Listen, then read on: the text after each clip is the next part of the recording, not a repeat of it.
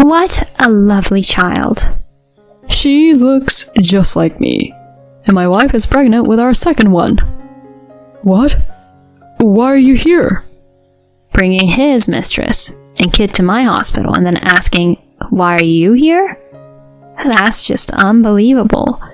I wish I could throw the same question right back at him. Why are you here? I'll make sure he regrets casually showing up at my workplace. My name is Bianca. When it gets a bit chilly, I find it so cozy in bed in the morning that I often sleep in, even when I'm 40. Today, I slept through my alarm and didn't wake up my husband, so I apologized profusely. No, it's my fault for sleeping in, he said with a smile, but I still felt bad because I had promised to wake him up the night before. Nowadays, I live a pretty laid-back life, but in my 20s and 30s, I was a busy internist, always on the go. My life changed a lot when I got married, not just in terms of my career as a doctor. It was busy, and there were a lot of new things to get used to, but I thought I was living a happy life. Until that day. It happened in the 10th year of my marriage to Frank, when I was 35. We were high school classmates and dated for a while, but broke up when I left for college. Years later, we reconnected at a class reunion and ended up getting married. We shared a lot of interests and I think we had a pretty good marriage. But even after 10 years, we hadn't been able to have kids. We weren't infertile and we both wanted children. Maybe if we hadn't just left it to nature and had been more proactive, we could have had a child. But the truth was, I was too busy to even think about raising a child. I didn't want to have a child without being able to provide a proper environment, so we weren't actively trying to conceive. Then one day, I happened to see Frank looking at a picture of a child I didn't recognize on his phone. I stopped in my tracks and asked, "Whose kid is that?" Huh? Oh, it's my boss's kid. He just sent me the picture. Huh. He quickly closed the screen, so I couldn't see the face well, but the child looked about 4 or 5 years old. Maybe it's a professional habit to notice the physical traits of people rather than their faces. I chuckled to myself at the thought. Maybe he was also yearning for a child, staring at someone else's kid like that. I started to wonder if we should seriously consider trying to have a baby. But then the same thing happened again that Christmas. He was looking at a picture of a little girl holding a toy and laughing. It was probably the same child I saw before, the boss's daughter. Is there really a boss who frequently emails pictures of their child to their subordinates?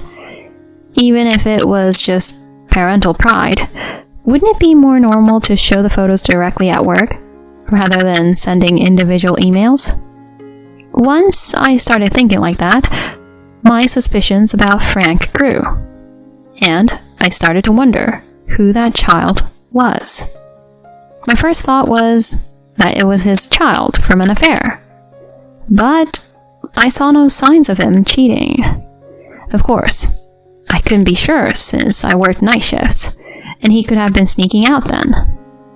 But knowing how he always tidied up the room and took care of the laundry and meals when I was away, it seemed unlikely. He worked during the day and spent the evenings with me, or did chores when I was on night shifts. I didn't think he had time for an affair, but I couldn't shake the feeling that something was off. So, I took a day off without telling him, and decided to stake out near his office. Thinking I was foolish to waste my day off like this, I waited at a cafe in front of his office, sipping coffee. After a while, Frank left the office later than usual for a sales call. I quickly left the cafe and followed him. He went to an apartment, and when he rang the doorbell, a woman and a little girl came out to greet him with smiles. It was a girl from the photo, and I just broke down crying. But it was just a woman and a child coming out to greet him. There was no solid proof. Maybe he was just visiting a friend and her child. But my gut told me that the woman was his mistress and the child was his. I was probably right. That day, I lied to him that I was tied up with work and couldn't come home, and stayed at a hotel instead. The moment I thought my husband might be cheating, I couldn't bear to breathe the same air as him. He seemed to be home, but he didn't doubt my lie at all, and just said kindly, "Don't work too hard."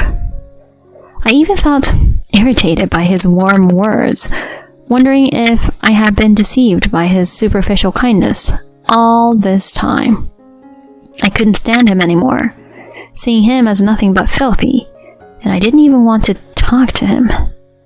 Even after I returned home, the atmosphere was terrible. In front of me, he would say things like, "You must be tired. Poor thing." But whose fault was that? I used to appreciate his kindness, but now I couldn't feel that way anymore.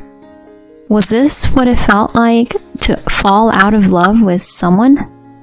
Honestly, I had no idea about divorce at the time. Or rather, you don't research these things unless you're considering divorce. Nobody gets married with the intention of getting divorced, after all. After that, I started learning about the law and gathering evidence, steadily preparing for divorce. Having a detective do his work would take time, but surprisingly, I quickly found out about the other woman. My husband and his mistress, Myra, met in a cafe about a year after we got married. He fell for Myra, a waitress there, at first sight, and started visiting the cafe regularly for lunch. They began talking little by little, and though they didn't exchange contact information at first, keeping it strictly as customer and waitress, one night he asked her out for dinner. From there, they quickly became romantically involved. He mainly visited her house, in between work, rarely going on dates, probably to avoid being seen. Every other week or so, the detective sent me detailed reports about my husband's affair. The more I learned, the less I wanted him in my sight. It was a necessary process to gather evidence, but it was tough. Reluctantly, I switched to mostly night shifts to avoid seeing him. Fortunately, he didn't suspect a thing. Thinking I just needed to go through with a divorce, about a month after the incident, a family walked into my consultation room, saying, "Excuse us." "Okay, Maya, be good." "No, I don't want the medicine." Maya, a little patient who came in with a fever, was crying, not wanting to take the medicine she'd be prescribed later. Her mother tried to soothe her, while her father looked at his crying child with a loving gaze. They seemed like a perfectly happy family. If only the father wasn't my husband. Incredibly, my husband, seemingly forgetting where I worked, came to my hospital with his mistress and their child. It goes without saying that I nearly crushed the computer mouse I was holding when I saw the chart. And he didn't even realize I was the doctor, busy doting on the child right in front of me. "Look, Daddy's here. No need to cry," he cooed in baby talk. What's with that baby talk? Isn't he embarrassed? Especially in public and in front of his wife? I almost wanted to lecture him. If you're going to cheat, at least hide it thoroughly. What a lovely child. He turned around with a big smile and said, "Right? She looks just like me. And actually, my wife is pregnant with our second... Wait, why are you here?" The moment he saw my face, his expression froze. But I said with a smile, "Could you please keep it down in the hospital?" But this isn't your hospital, is it? Oh dear. Didn't I tell you? I help out at this affiliated hospital twice a week. Did you forget? Frightened by my smile, his face turned pale, and Myra, his mistress, worriedly asked, "Are you okay?" What a lucky girl Maya is to have such great parents. "Ah," Myra replied, clearly confused about why I was suddenly praising them. She seemed unsure what to say, but managed a polite, "Thank you." Meanwhile, my husband was trembling and eventually collapsed to the ground. "Honey, are you okay? You don't have a cold too, do you? Are you feeling sick?" She asked him, but he couldn't answer. Interesting.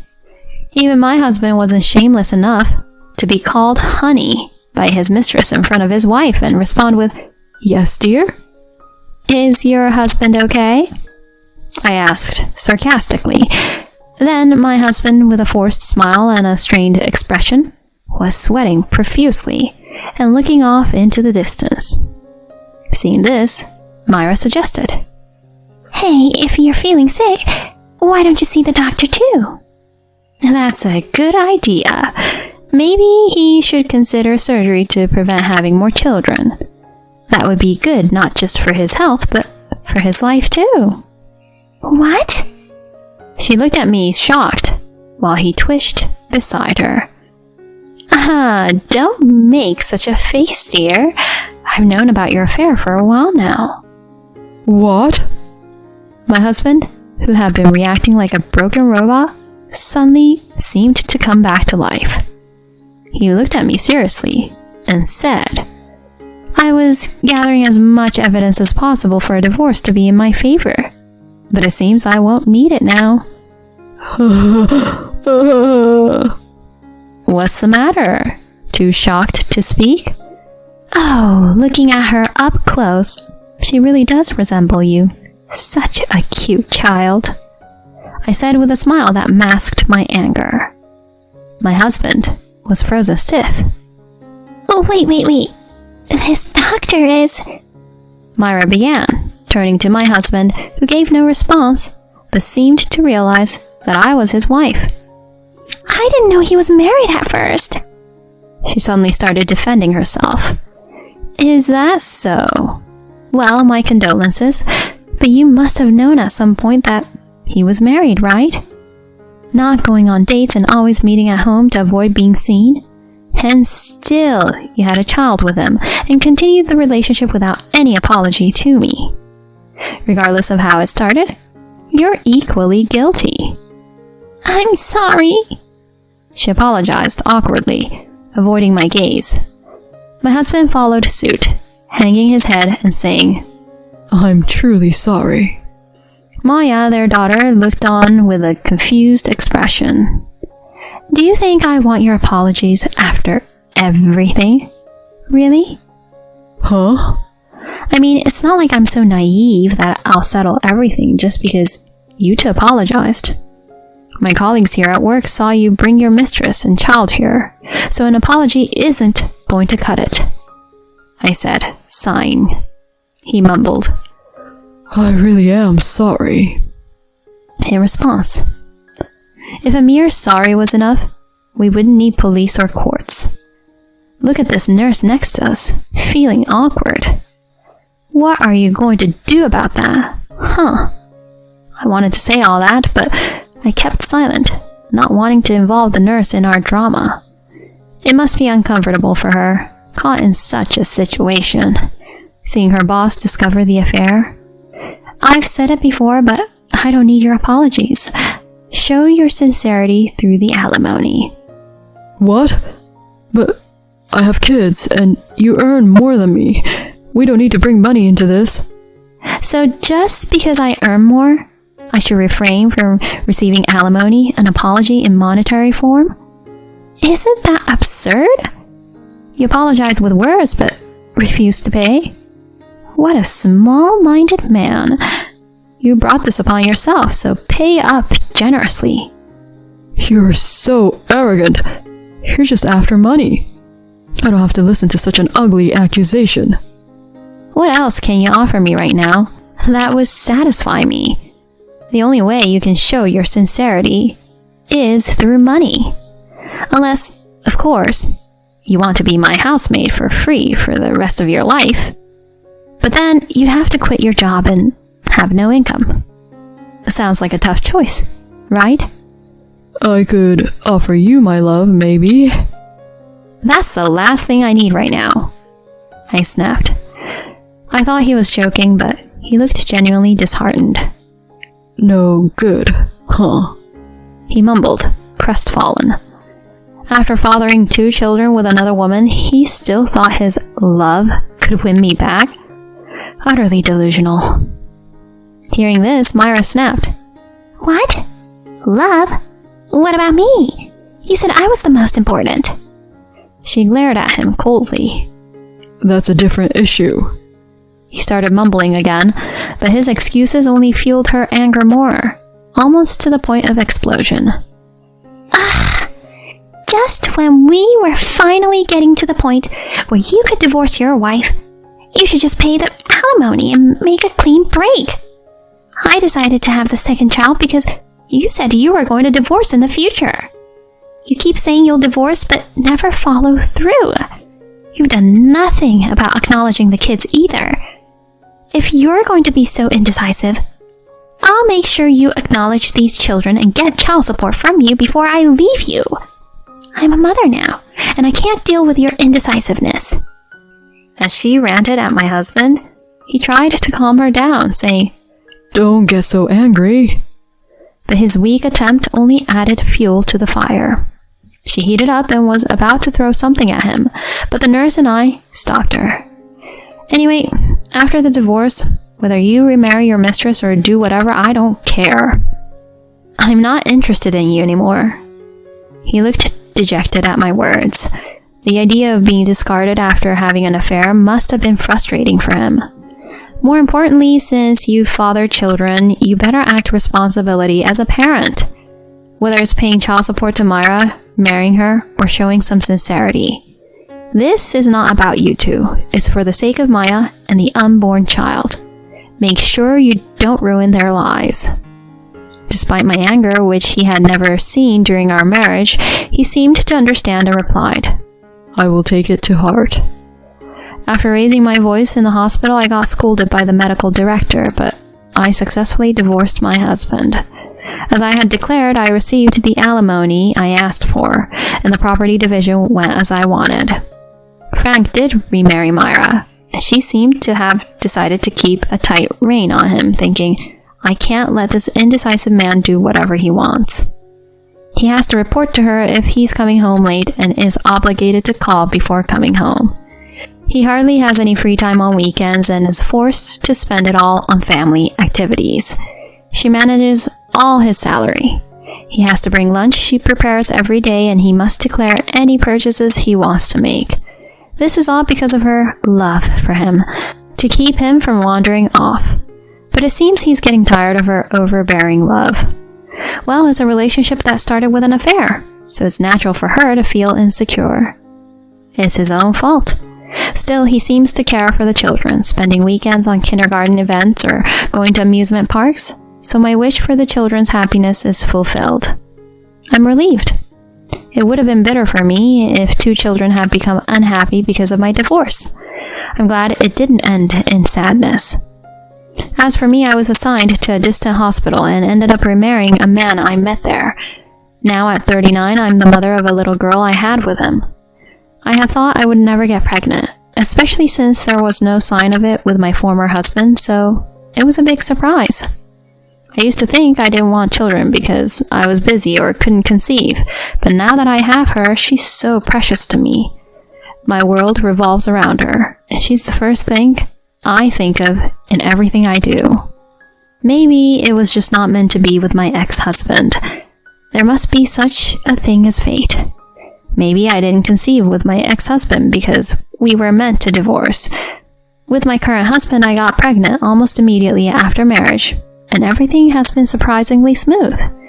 Maybe we were also destined to marry. It sounds like a dreamy girl's fantasy, but why not?